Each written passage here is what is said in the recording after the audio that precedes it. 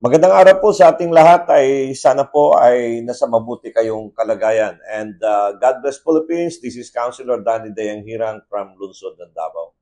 Ang pag-uusapan po natin ngayon yung problema natin sa climate change, ano? Sa Bisaya pa sa kabukiran Mindanao, Visayas, Mindanao, katunga sa atong nasod. Puros Bisaya, so partly Bisaya, Tagalog nako. Luzon, Visayas, i-combine mo, mura po na kadako sa Luzon, sa population. Pero sa area, mas dako ta.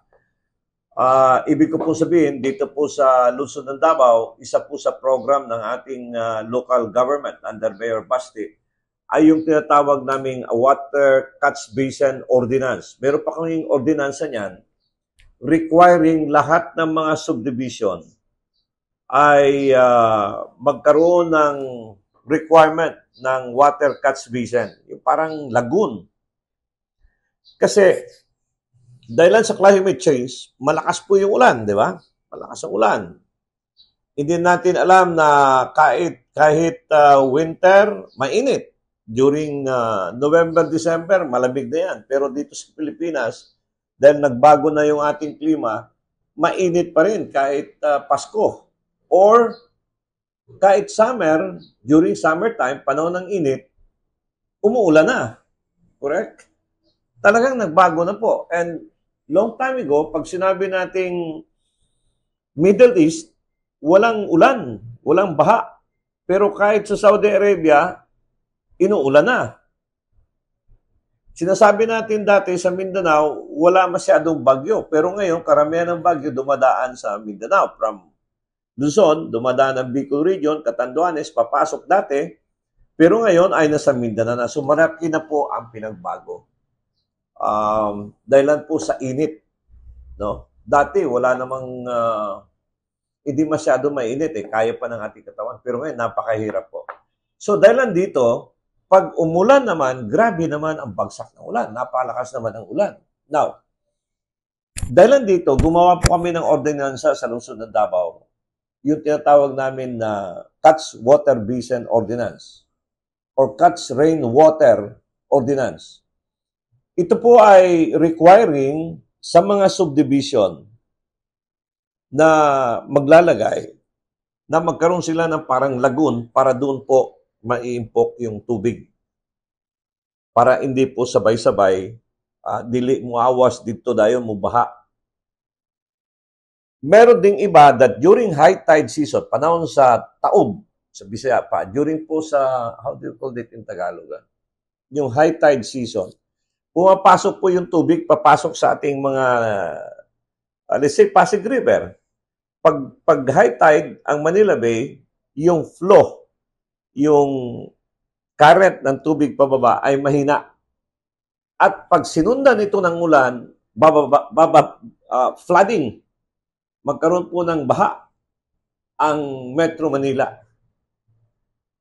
Kaya pumapasok kasi yung tubig during high tide, then pag ulan, stagnant yung water, hindi tumatakbo. The same with other cities, Davao, Cagayan, Butuan, the same. Minsan hindi tumatakbo yung mga tubig. Even in Bulacan, lalo na sa low-lying area. Kasi tingnan mo yung Pilipinas po, kahit tinatawag na Central Luzon, mababa yan. Northern Luzon, mababa yan. Manila, mababa yan. Davao, mababa yan. Because dito sa taas, Mount Apo, pababa. Pero ang baba niyan, dagat. Now, dahil dito ay panahon ng malakas ng ulan, walang catch basin, walang nagpupundo ng tubig para madipinsahan kaunti, para hindi maraming tubig na dumaan, dapat may lagon. Kaya dito meron kami tinatawag na water basin. Catch water basin. Para po ma-maintain, ma-regulate, o huwag masyadong bumaba ang tubig at magkaroon ng massive flooding. At other than that, meron din po kaming ordinansa dito na tinatawag nating greening program. Nire-require po namin that a certain percentage ng development ay naka-reserve sa green program, kahoy. Ang purpose po dyan Again, kasi minsan, pag subdivision, bubuldosin mo lahat yan. Buldos. Pag nabuldos yan, wala nang kahoy. Panahon ng ulan, wala na. Magkakaroon ng putik. Muds, no? Lapok. Wala na. Muagas na, pag-agas. Pagsud sa kanal, barado ang kanal, tabok ang tubig sa karsada, pundo ang mga sakyanan. Ang reason, wala na tayong mga kahoy nga nidipinsa. So, ang purpose really is to temporarily capture. Temporary lang, dili kay permanent. Sa tubig, no? Gikan sa ulan. And sometimes, another ordinance po, nga mao na ang purpose sa water basin, no? To temporarily capture. Pasabot. Undang sa, sud sa kadiri sa lagun, sa usa ka bangag, aron dili kayo mo baha sa ubos.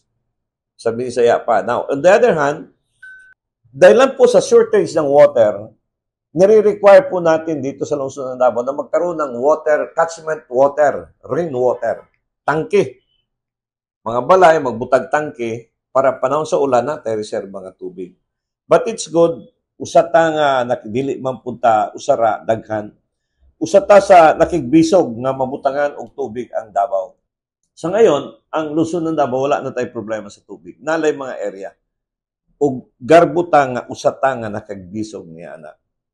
Puhon, kita po'y nakapasaka og ordinance banning mining. Yan ang pagban sa mining diri sa Davao. Atong isgutan na unya puhon. But for the meantime, congratulations sa Dakbayan sa Davao nga kaning water catch basin ordinance, including catchment water, rainwater, na himong ordinansa aron mapunggan kayo ang epekto aning climate change.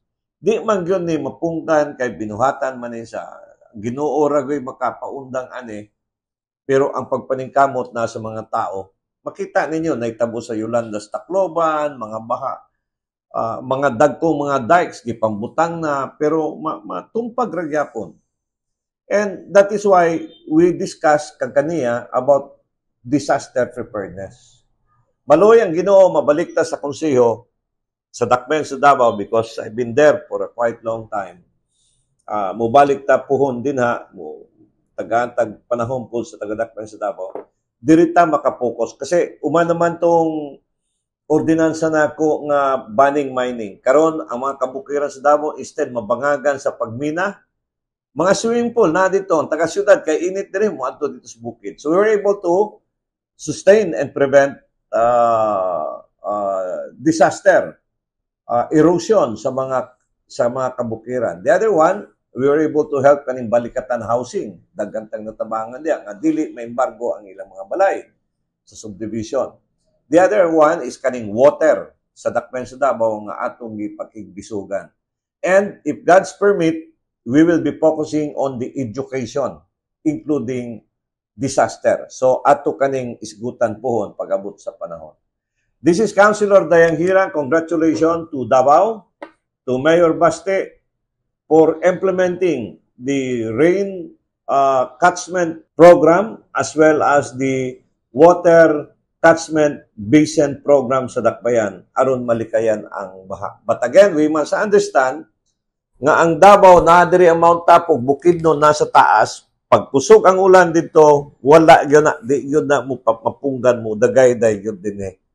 But ang atong lokal nga kagamanan, 24 hours nagatrabaho ug adunay mga disaster nga ginapanhimo diya, mga program including tree planting program.